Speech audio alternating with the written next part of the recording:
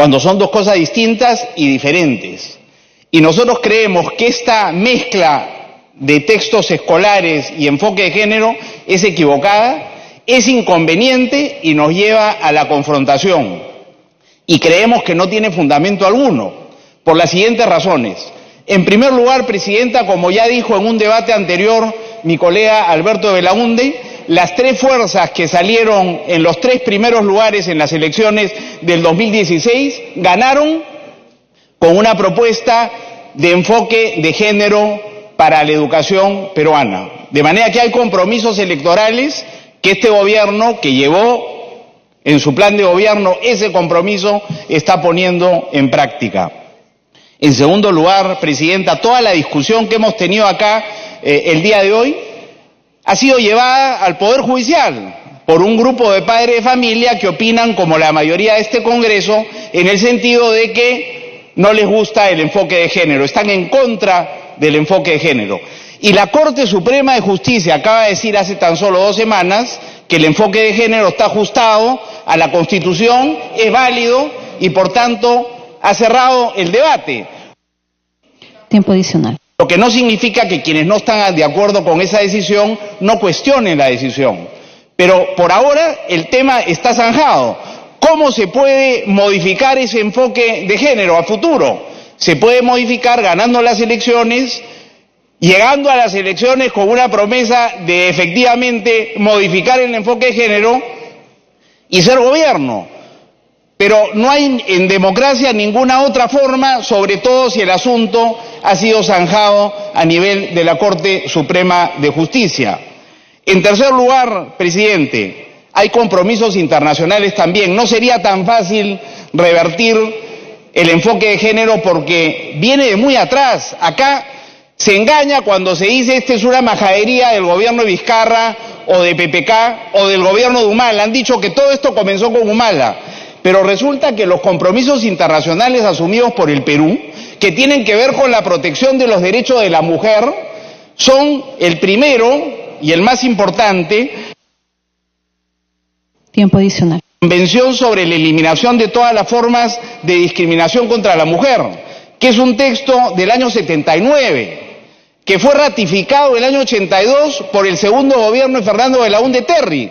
Es decir, hace 37 años. No voy a pasar a leer algunos de los contenidos de ese convenio internacional que nos obliga como país y en base a los cuales hemos llegado al enfoque de género que hoy día tenemos en el Perú. En segundo lugar, aprovecho también para mencionar la Convención Interamericana para prevenir, sancionar y erradicar la violencia contra la mujer, que es la Convención Interamericana sobre este mismo tema, que tiene 23 años, fue ratificada por el Perú en el año 96. Entonces, Presidente, además de haber compromisos electorales y haber decisiones judiciales definitivas, tenemos también compromisos internacionales que respetar. En cuarto lugar, si me permite, Presidenta, tiempo adicional. Resulta este curso de colisión que está proponiendo el Congreso de interpelación, comisión investigadora donde se sientan en el banquillo de los acusados a los últimos 5 ministros de Educación e incluso denuncia constitucional contra alguno de ellos, es del todo inconveniente, porque está teniendo lugar a solo un mes de haberse iniciado la 5ª gestión en este gobierno que tiene 2 años y medio. Entonces, vamos a distraer a la ministra con este tema cuando la ministra nos está ofreciendo un camino de solución que parece absolutamente razonable. Y por último, Presidente, en términos de lo que significa el enfoque de género, no es otra cosa que el reconocimiento de iguales derechos, iguales obligaciones, iguales oportunidades para niñas y niños, que es el punto de partida si queremos frenar, Presidenta, la terrible violencia que azota a la mujer en el Perú. Para que concluya. Por supuesto, de protegerla y de perseguir a quienes incurren o ejercen esa violencia. La principal herramienta es tener un enfoque de género que nos permita acabar con el machismo, que es la causa de todos estos problemas. Se ha dicho que esta es ideología izquierdista. los países más avanzados del mundo en estos temas son los que pertenecen a la OECD, son todos países capitalistas y democráticos, y son ellos los que han liderado la lucha en el mundo para darle a la mujer las mismas oportunidades y los mismos derechos que los hombres, y son los países, ¿no es cierto?, más desarrollados, pero además para que concluya. igualdad de condiciones con los varones, de manera que ese es el referente internacional que tenemos, estamos obligados a cumplirlo por las leyes peruanas, de manera, presidente, que yo creo que tendríamos que aceptar la propuesta que nos hace la ministra, hacer el seguimiento desde la Comisión de Justicia, dejar de lado la confrontación y el obstruccionismo, dejar trabajar a la nueva ministra y, por último, si no lo hacemos, presidenta, los perjudicados seguirán siendo las niñas y niños del Perú. Muchas gracias. Muchas gracias, señor congresista. Tiene el uso de la palabra el señor congresista Ceballos Flores. Presidenta, la verdad que hablando de comisiones investigadoras, habría venido bien la comisión investigadora por reconstrucción, o que en la mañana nos preocupáramos del caso del señor Chávarri, donde no hubo quórum. Pero parece que esos son temas secundarios, porque nos hemos pasado aquí horas, y ayer también horas, en temas que, la semana pasada horas en temas que francamente no son relevantes, hasta el nombre de una avenida. Pero puesto en el punto, señora presidenta, yo entiendo que haya preocupación por estos links y estos textos, que evidentemente necesitan pues una investigación en el Ministerio de Educación y una respuesta de la ministra, ¿no? Entiendo que estemos muy preocupados porque los adolescentes se enteren que cada vez es más frecuente el sexo anal, ¿no? Yo creo que, hay tiempos para dar una información adecuada y que también, como se dijo allí, que estemos preocupados porque los adolescentes empiecen a debatir que la masturbación es muy satisfactoria durante la adolescencia, pero resulta de que, salvo algunas excepciones, yo sí creo que en este Congreso la mayoría han sentido el placer de una masturbación cuando han sido jóvenes, ¿no? Habrán excepciones, por supuesto, ¿no? Pero yo creo que sí, deberían hacer memoria. Pero no es eso lo que preocupa, porque lo que preocupa acá es que el planteo es ir mucho más allá de eso.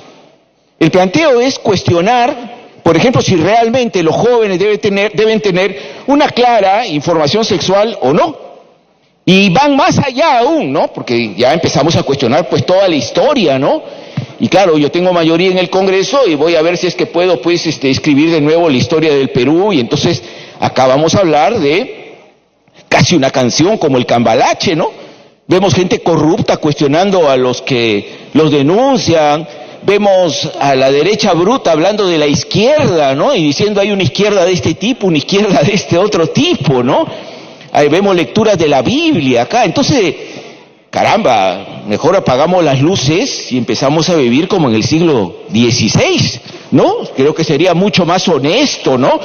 O agarramos y le cambiamos de nombre a esa comisión y le ponemos Comisión de la Santa Inquisición, y empiezan a desfilar todos los homosexuales pues para ser flagelados, quemados en esa pira, ¿no? Aquí hay homosexuales que quieren anotarse, dicen, ¿no? Pero la verdad, caramba, estamos en el siglo XXI, ¿no? Y lo cierto es que estamos en un país donde tenemos pues 400.000 abortos clandestinos en el año, tenemos un 41% de mujeres que declaran que han sido acosadas, ¿no? Tenemos un 30% de embarazos adolescentes, y ese es el modelo, porque acá no basta, señora presidenta, con que cada vez seamos más enérgicos en combatir la violencia, el feminicidio, las miradas lascivas, los tocamientos indebidos, porque todos sabemos que eso no alcanza, porque nunca alcanzó en nuestro país. Porque el tema de fondo es que somos una sociedad profundamente machista, donde los hombres no entendemos el valor de la mujer, ni aceptamos las distintas opciones sexuales que pueden tener lógica. Tiempo adicional. Cualquier persona en una sociedad democrática.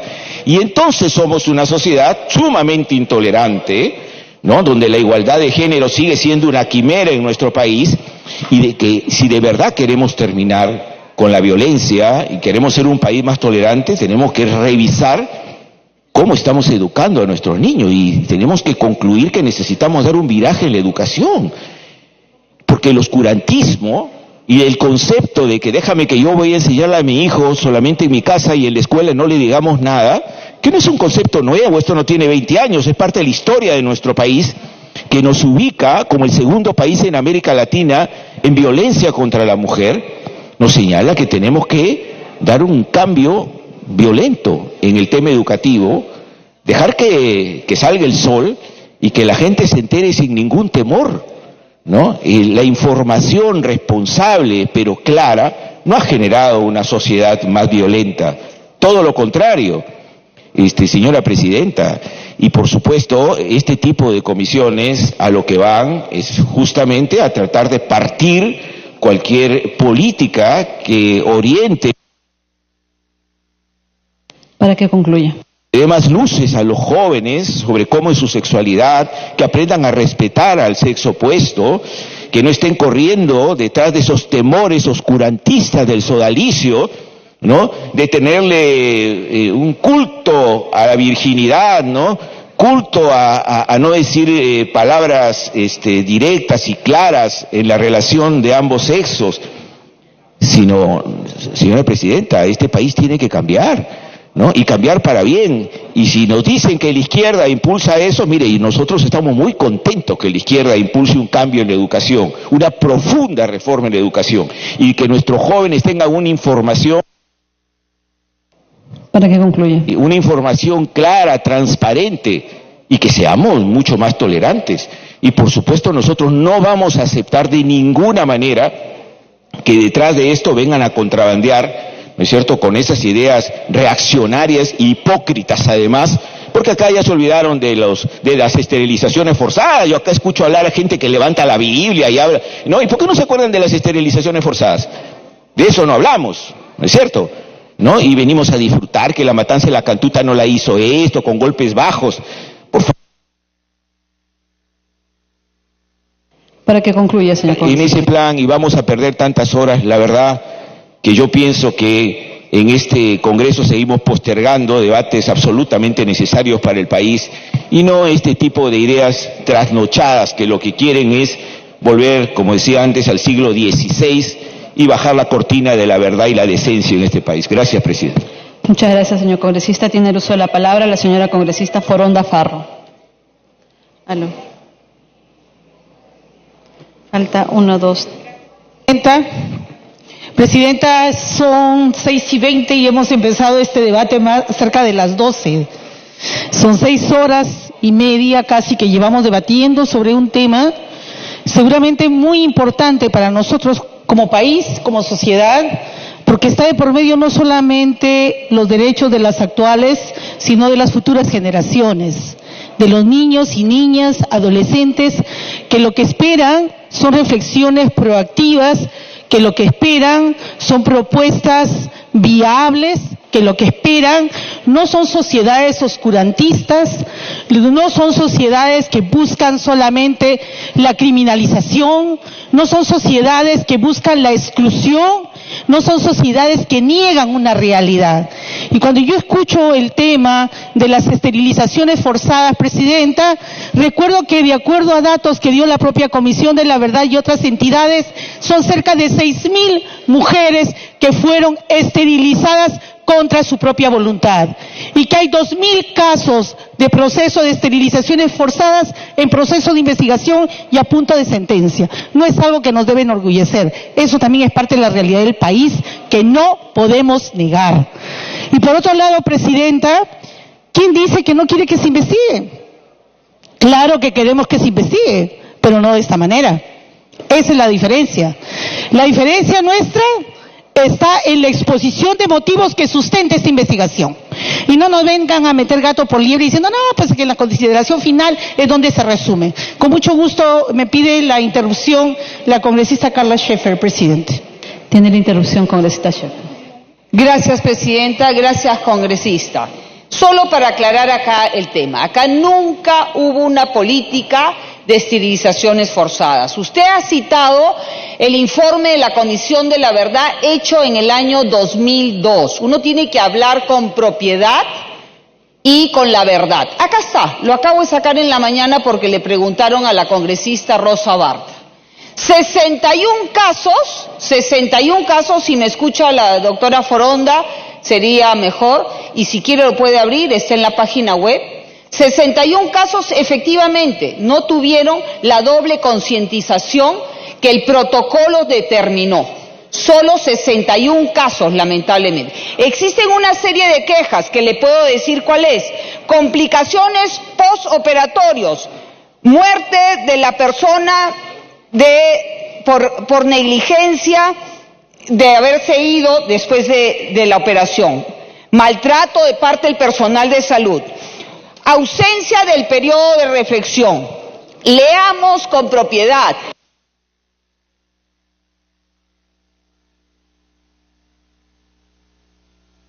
Para que concluya, congresista Scheffer, para que concluya. Para que concluya. Sí, se le va a ceder la Bueno, es que no quieren escuchar. ¿Así? 10 segundos para que concluya, por favor. Sí, solo digamos la verdad, por favor, no engañemos a la población. Acá está que en el periodo del presidente Alberto Fujimori fueron 27 las denuncias por no tener la doble concientización, 25 del periodo de Paniagua y Toledo.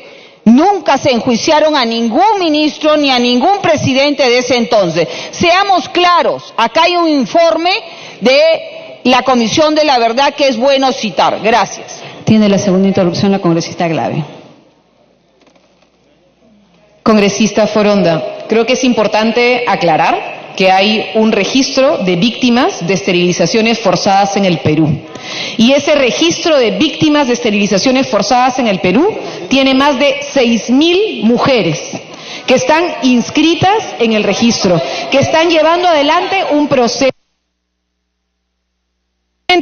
A la señora Mamérita Mestanza, que su caso también ya tiene sentencia, sino que además ya se ha logrado llegar a la Corte Interamericana de Derechos Humanos por otros casos. Entonces, señores, hubo una política de esterilización forzada y hubo mujeres a las cuales las intervinieron en sus cuerpos. ¿Por qué?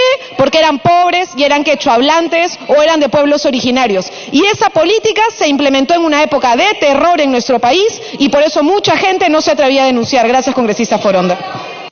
Muchas gracias, congresista. Continúa en el uso de la palabra la congresista Foronda. Gracias, presidenta. Y hubieron ministros también responsables, como el ministro Aguinaga. Por lo tanto, tenemos memoria, presidenta. Que no nos guste reconocer lo que no ha sido un error, presidenta, no quiere decir que esta realidad no exista. No existe solamente lo que uno quiere que reconocer, sino que la realidad es mucho más. No quisiéramos que hubieran sido así las cosas. Y para que no se repitan este tipo de errores, presidenta, es que necesitamos sociedades más tolerantes. Necesitamos sociedades más inclusivas. Necesitamos entender que el concepto de familia no es tan solo mamá, papá e hijos. Para las comunidades andinas, presidenta, el concepto de familia va asociado a los componentes productivos, incluye a otros componentes más. No reconocer la diversidad que tenemos de familias en nuestro país es negar nuestra realidad y mirar la realidad solamente con un ojo. O sea, como no estoy de acuerdo con tu concepto, eres mi enemigo. Eso, presidenta, no nos lleva a ningún lugar. Y una sociedad tolerante reconoce, por supuesto que sí, el enfoque de género. Les guste o no, es parte de la política de Estado del país, es parte de los convenios internacionales del país. Y un enfoque de género, para poder abordar más en temas conceptuales, se refiere a las diferencias construidas socialmente entre mujeres y hombres y que están basadas en diferencias biológicas, pero también en oportunidades. Y por lo tanto, lo que estamos tratando de hacer, presidenta, es que no retrocedamos, porque hay muchos que quisieran que tiempo adicional. Que se elimine la política de género, que se elimine la equidad de género y regresar a la época oscurantista, en donde el patriarcado se imponía sobre las decisiones de las mujeres, y eso era tener una línea de familia patriarcal, donde tú haces lo que yo te digo porque soy tu madre o porque soy tu padre. Qué minimización a los valores de los jóvenes, a la capacidad de raciocinio que ellos tienen. No estoy justificando con esto los errores que han habido aquí, terribles, y queremos que se investigue, sí, que se investigue. Llamemos a las cosas por su nombre, pero que se haga dentro de una comisión, y estoy de acuerdo con la propuesta que ha hecho mi colega Costa, en el sentido de que démosle facultades de investigación a una comisión dentro de la Comisión de Educación o a la investigación que ya inició la ministra de Educación o a lo que ya inició la propia Contraloría General de la República. Y en función de esos resultados, establezcamos estrategias como política de Estado para revisar los contenidos, pero que eso no nos lleve a un aquelarre, a una cacería de brujas. Tiempo adicional. La Santa Inquisición para traer acá y acuchillar a los que no están de acuerdo con sus concepciones. Por favor, avancemos en los enfoques. Y en este sentido, Presidenta, respetemos a las instituciones. Hay una sentencia del Tribunal Constitucional que no les gusta, qué pena, pues para eso existe el Tribunal Constitucional, con el expediente 01479-2018, donde dice con mucha claridad, Presidenta, el enfoque de género o perspectiva de género es una forma de análisis que evidencia cómo es que determinados hechos o situaciones afectan de manera distinta a los hombres y a las mujeres. Así implica un análisis con sensibilidad de género motivado por lograr la equidad entre hombres y mujeres. Por ello, la adopción de la perspectiva de igualdad de género en el ámbito institucional supone un proceso de cambio mental también en lo acostumbrada forma de ejercer la función y el servicio público. Para que concluya. Que propicia a su vez ajustes en las estructuras institucionales y que además flexibilización en los procedimientos y prácticas rígidas diseñadas para el funcionamiento estatal. Finalizo. El Tribunal Constitucional refirió que la adopción de la perspectiva de igualdad de género en el ámbito institucional supone un proceso de cambio en la acostumbrada forma de ejercer la función y el servicio público que propicia a su vez ajustes en las estructuras institucionales. Eso es lo que no les gusta. Para que concluya. Que el tema del enfoque de género sea una política de Estado que lleve a todas las estructuras institucionales a no retroceder la que ya hemos avanzado. Defensa de los derechos de los niños sí, de los jóvenes sí, pero preguntémosles también a ellos. Ellos también son actores de esta sociedad. Por lo tanto, no son solamente depositarios. Queremos jóvenes pensantes, con capacidad de decisión, con autodeterminación, con información correcta, de acuerdo. Pero no, pues son seres minusválidos, tienen capacidad de pensamiento y decisión. Por lo menos seamos mucho más tolerantes en reconocer las diferencias, les guste o no. Gracias, Presidenta.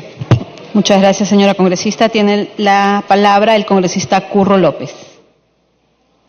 Tiene el uso de la palabra el congresista Villanueva Arévalo. Gracias, Presidenta. Presidenta, hemos utilizado muchas horas apasionadamente sobre un tema. El debate político es bueno, pero cuando tenemos un norte y queremos buscar soluciones. En el tema concreto, Presidenta, que se está discutiendo acá y que creo no tiene ningún tipo de discusión por nadie, es la crítica sobre el contenido de los textos realizado por el Ministerio de Educación. Disculpe, congresista, vamos a rogarle al congresista Violeta y a la congresista prestar atención y guardar respeto por la exposición del congresista Villanueva. Gracias. Gracias, Presidenta. Nuestra crítica y nuestro rechazo a este tipo de publicación. Y ahí hay que ir hacia la investigación. Yo lo que creo, Presidenta, es que una forma de ver y resolver el problema de la forma más práctica es, primero, tal como inicialmente se pensaba, que la ministra venga y dé toda la información que corresponde. Hay ya presentado una invitación o una citación, se puede aprobar eso. Pero paralelamente a ello, Presidenta, hay que reforzar a la Comisión de Educación. La Comisión de Educación creo que tiene las facultades suficientes, como todas las otras comisiones del Congreso, deben ser reforzadas como unidades de investigación y fiscalización que corresponde en cada uno de los sectores donde está elegido. Entonces, Presidenta, creo que no hay un rechazo a que venga la ministra a explicar qué cosas ya hizo, porque entiendo que una decisión de esta naturaleza tiene que implementarse una decisión. Presidenta, Señores congresistas. por respeto mínimo, yo quisiera terminar señalando de que al propio Ejecutivo, Presidenta, le interesa investigar qué pasa con los presupuestos que se da justamente para mejorar la calidad. De eso no tengo ninguna duda. Y por eso, como es miembro del Ejecutivo, nos interesa que se aclare. Por eso es que vienen luego las críticas, a veces con justificación como estas, cuando obviamente no conocemos los resultados. Así que, Presidenta, ojalá que podamos de una vez tomar una decisión con la votación. Y acá hay un texto sustitutorio, Presidenta.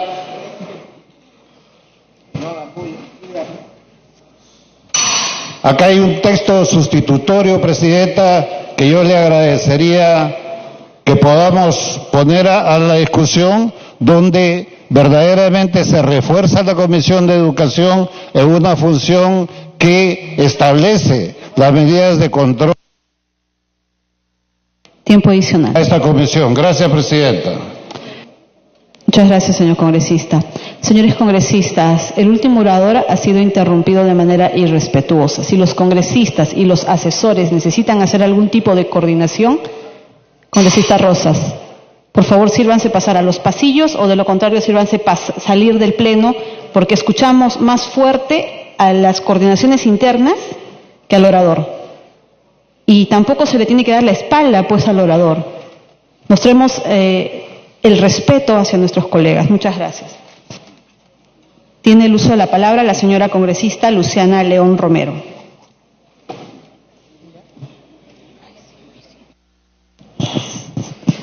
Gracias, Presidenta. No es la primera vez, Presidenta, que vemos que desde el Ministerio de Educación se cometen una serie de errores, y en esta oportunidad gravísimos horrores en la elaboración de los textos escolares. Ya en su oportunidad la presidenta de la Comisión de Educación, la congresista Paloma Noceda, hizo una investigación con los miembros de dicha comisión sobre un trabajo que hizo la mesa de trabajo de esta comisión respecto a los contenidos educativos con términos terroristas en los textos escolares de educación básica regular. Esto es algo que tenemos que corregir, esto es algo que tenemos que continuar, y para ello creo que más bien va a ser importante ampliar el plazo que se ha puesto en el texto final de 60 días hábiles para que sean 120 días hábiles, con todas las facultades necesarias de comisión investigadora para que no se vuelvan a repetir estos hechos. Estos hechos donde vemos en una oportunidad, o más bien en varias oportunidades, contenido terrorista en los textos escolares, y en esta vez contenido excesivo en materia de educación sexual, que todos estamos de acuerdo que debe de haber, pero en esta oportunidad hemos visto que se ha cometido un exceso en la temática y en la profundización sobre estos temas. La elaboración de estos textos, por lo menos, está en manos de personas de dudosa capacidad. Es por eso que también se ha presentado una moción de interpelación a la ministra de Educación para saber cuáles son y quiénes son las personas que están a cargo de la elaboración de estos textos. No es necesario remover a 2 funcionarios. Vemos que ahí se trata de gente que está enquistada a lo largo de los años, que está con mucho poder y capacidad para, de manera impositiva, poner información irrelevante, información innecesaria, en manos de nuestros niños. Estamos hablando de 150 millones de textos que se han entregado el 31 de marzo del 2019 por parte del Ministerio de Educación, y que han significado 50 millones de textos escolares por un monto de 150 millones de soles. ¿Quién es el responsable para hacer ahora una nueva impresión? De repente no de los 50 millones de textos, pero sí para los millones de textos escolares que se han repartido a los alumnos de segundo y tercero de secundaria. Es importante que se sepa entonces quiénes son las personas, quiénes son los funcionarios que están trabajando a lo largo de los años en la elaboración de estos textos. Tiempo adicional. Que sabemos con una corrupción inmensa, porque hay una tremenda corrupción, no solo en los términos, sino también hay una corrupción de quién va a hacer la impresión de estos textos y quiénes son los que manejan el contenido. Entonces, por ello, sí es importante que se haga una comisión investigadora. Creo que más allá de temas accesorios, todos los aquí presentes estamos en la misma línea, que haya esta comisión investigadora. Sugiero que sea por 120 días o, en todo caso, posteriormente de los 60 días iniciales, podamos hacer la prórroga, porque no creo que sea suficiente, y sobre todo que tenga la capacidad para que más adelante, con las conclusiones a las que se llegue, tanto la comisión investigadora como la comisión investigadora que va a ser también el Ministerio de Educación, podamos hacer las correcciones y que no se vuelvan a repetir este tipo de casos, y sobre todo que no se vuelvan a dar este tipo de despilfarros económicos donde, para concluir, vemos que se está poniendo en juego la educación de nuestros niños y sobre todo nuestros adolescentes. Hay un tema importante que trabajar y yo creo que más allá de lo que hemos debatido aquí, con algunos detalles adicionales, todos estamos en la misma línea para que podamos llevar este tema al voto, Presidenta, cuanto antes. Muchísimas gracias. Gracias, congresista León. Tiene la palabra el congresista González.